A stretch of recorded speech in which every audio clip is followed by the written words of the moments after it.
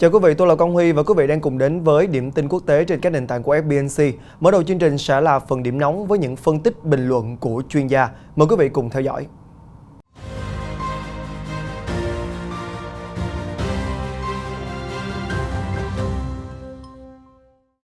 Taiwan News hôm 30 tháng 8 đưa tin, Đài Loan vừa triển khai tên lửa chống hạm Sung Pheng 3 tại một căn cứ mới được xây dựng ở Đái Trung, nơi có nhiều đơn vị hải quân đồn trú.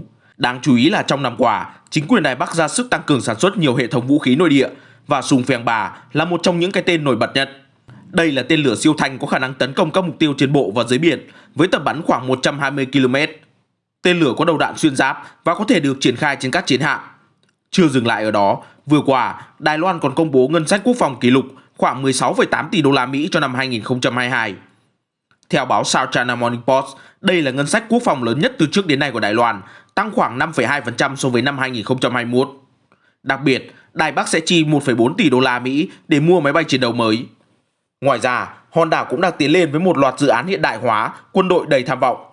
Điển hình là dự án xây dựng tàu ngầm tấn công bản địa đầu tiên, dự kiến sẽ hoàn thành vào năm 2024.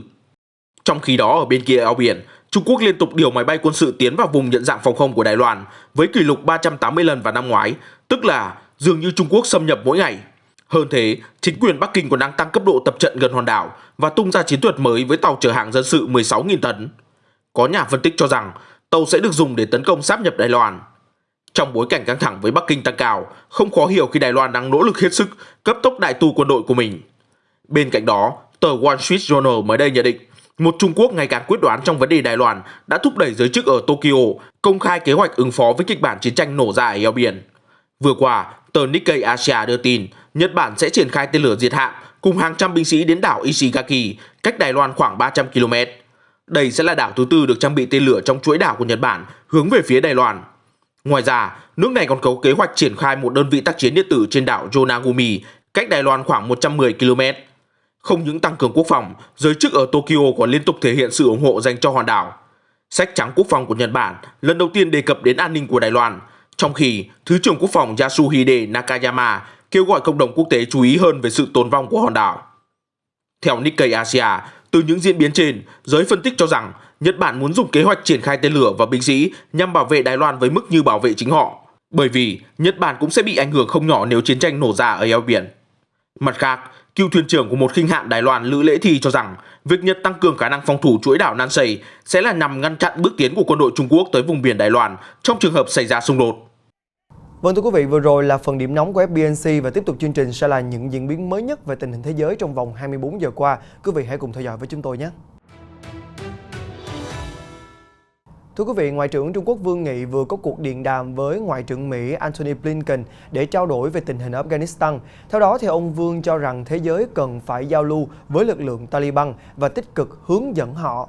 Giới quan sát nhận định ông Vương muốn Mỹ bỏ tiền ra viện trợ nhân đạo và tái thiết Afghanistan để Taliban nhanh chóng nắm trọn vẹn quyền lực và Trung Quốc có thể nhảy vào những dự án cơ sở hạ tầng khổng lồ của nước này. Quân đội Mỹ mới đây cho biết họ đã thực hiện một cuộc tấn công bằng máy bay không người lái vào một phương tiện chứa đầy chất nổ ở Kabul, mục đích là để loại bỏ mối đe dọa từ các nhóm Hồi giáo cực đoan. Trong khi đó, người phát ngôn của Taliban cho biết các quan chức đã được bổ nhiệm để điều hành các tổ chức quan trọng bao gồm Bộ Giáo dục, Y tế Công cộng và Ngân hàng Trung ương.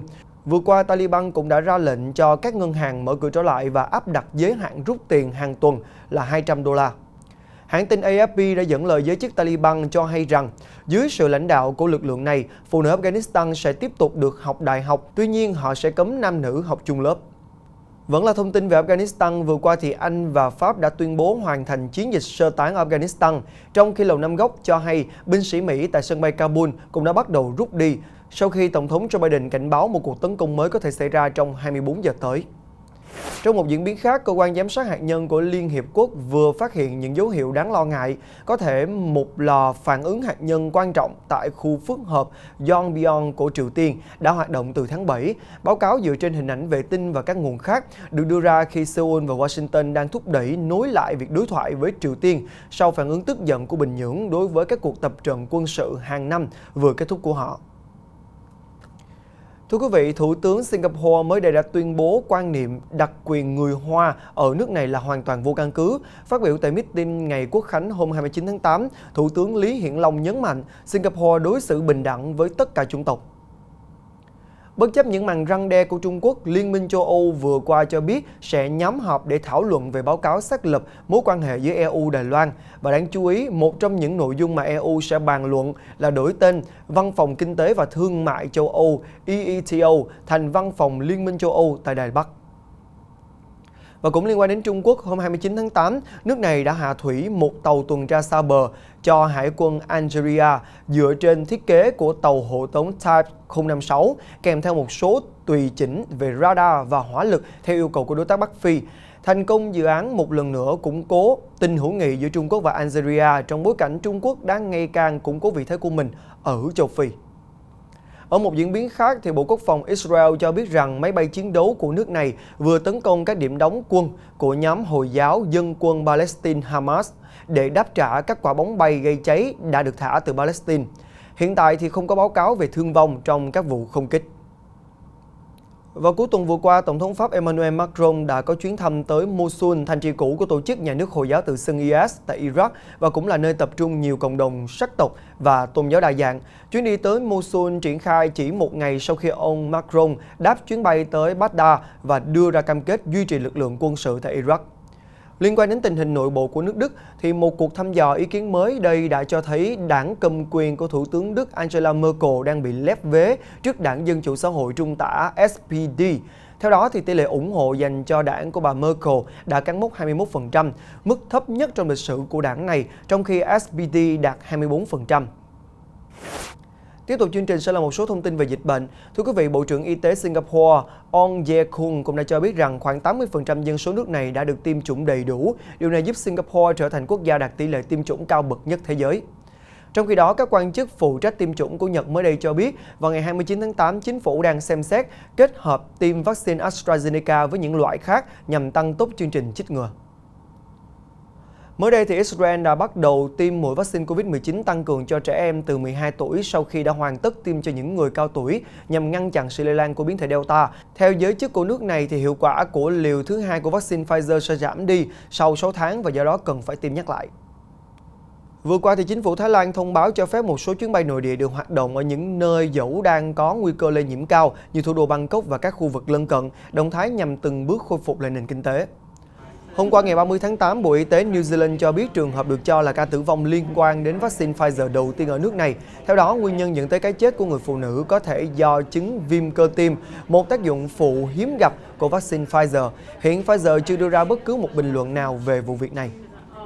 Xin được chuyển sang một số tin nóng khác. Cập nhật đến rạng sáng thứ Hai ngày 30 tháng 8 ở bang Louisiana, siêu bão Ida đã tiến sâu vào đất liền của nước Mỹ và dần suy yếu. Hiện cơn bão thuộc mức 1 trên thang đo 5 cấp, sức gió trên hơn 152 km/h. Trong khi đó, thì hầu hết thành phố New Orleans đến tối Chủ nhật vẫn chịu cảnh cúp điện diện rộng do các nhà máy và đường dây tải đã bị bão tàn phá. Tổng thống Joe Biden vừa đồng ý đề nghị của bang Louisiana về ban bố tình trạng thảm họa nghiêm trọng. Quyết định của ông Biden sẽ giúp phân bổ dễ dàng hơn nguồn lực của chính phủ cho vùng hứng chịu thiên tai. Còn bây giờ như thường lệ sẽ là một số thông tin kinh tế đáng chú ý. Thưa quý vị, theo Wall Street Journal thì các quan chức của Ủy ban điều tiết chứng khoán Trung Quốc đã nói với một số công ty và nhà đầu tư quốc tế rằng họ sẽ cấm các công ty Internet nắm giữ một loạt dữ liệu liên quan đến người dùng được niêm yết ở nước ngoài. Còn các công ty có dữ liệu ít nhạy cảm hơn, chẳng hạn như là các công ty trong ngành dược phẩm, vẫn có khả năng nhận được sự chấp thuận của cơ quan quản lý để IPO nước ngoài. Theo các nguồn tin của chính phủ, đầu tư ra nước ngoài của Việt Nam trong 8 tháng đầu năm 2021 đã tăng tới 74,1% so với cùng kỳ năm trước, đạt tổng số vốn là 575 triệu đô la. Và trong số này thì Mỹ là thị trường dẫn đầu với hơn 302 triệu đô la, chiếm hơn 52%. Campuchia đã vươn lên thứ nhì với hơn 89 triệu đô la. Mới đây thì Cuba cho biết sẽ ban hành các quy định quản lý các loại tiền kỹ thuật số như Bitcoin với lý do lợi ích kinh tế xã hội. Theo giới chuyên gia thì quyết định của Cuba trong việc sử dụng tiền tệ phi tập trung có thể giúp cho nước này vượt qua các biện pháp trừng phạt của Mỹ vốn được áp dụng dưới thời cựu tổng thống Donald Trump và vẫn duy trì đến nay. Vừa rồi là phần điểm tin nhanh về tình hình thế giới, còn bây giờ từ khóa đáng chú ý trong ngày với hơn 500.000 lượt tìm kiếm đó chính là PSG, câu lạc bộ bóng đá Pháp Paris Saint-Germain. Siêu sao người Argentina Lionel Messi vừa có trận ra mắt trong màu áo PSG khi vào sân từ ghế dự bị trước chủ nhà Reims vào vòng 4 League One rạng sáng ngày 30 tháng 8 theo giờ Việt Nam. Và theo truyền thông quốc tế, dù không ghi bàn thắng nhưng Messi đã nhận được rất nhiều lời ca tụng và tán dương. PSG thi đấu không quá vượt trội nhưng chất lượng đội hình vẫn giúp cho đội khách giành chiến thắng chung cuộc với 2 pha ghi bàn. Và đáng chú ý, trước khi trận đấu diễn ra thì hàng trăm người hâm mộ đã tập trung để chào đón Messi khi anh bước xuống xe buýt của đội và anh đã vẫy tay chào lại họ. Trước đó thì hồi đầu tháng 8, siêu sao Lionel Messi đã chính thức gia nhập câu lạc bộ Paris Saint-Germain với một bản hợp đồng có thời hạn tới tháng 6 2024 kèm điều khoản gia hạn 1 năm. Quý vị đang cùng theo dõi điểm tin quốc tế và trước khi kết thúc chương trình ngày hôm nay, xin được gửi đến tất cả quý vị một clip thú vị trong phần giải trí cuối ngày ngay sau đây.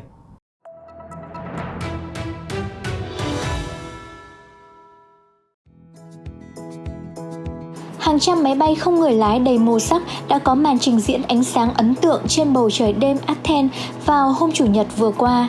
Các nhà tổ chức cho biết 200 máy bay không người lái là một phần của màn hình đồng bộ.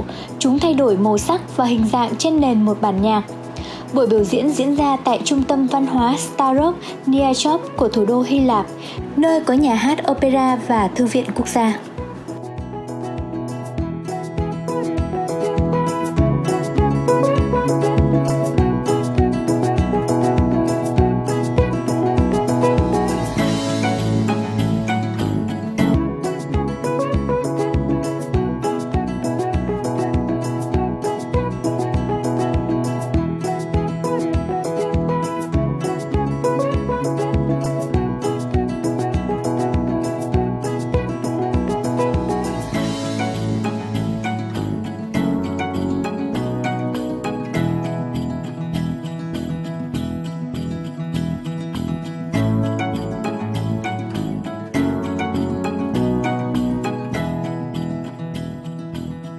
Vâng thưa quý vị, những hình ảnh vừa rồi cũng đã khép lại bản tin điểm tin quốc tế ngày hôm nay. Chân thành cảm ơn tất cả quý vị đã dành thời gian quan tâm theo dõi. Còn Huy xin chào và hẹn gặp lại quý vị vào 20 giờ tối ngày mai cũng trên các nền tảng của FBNC.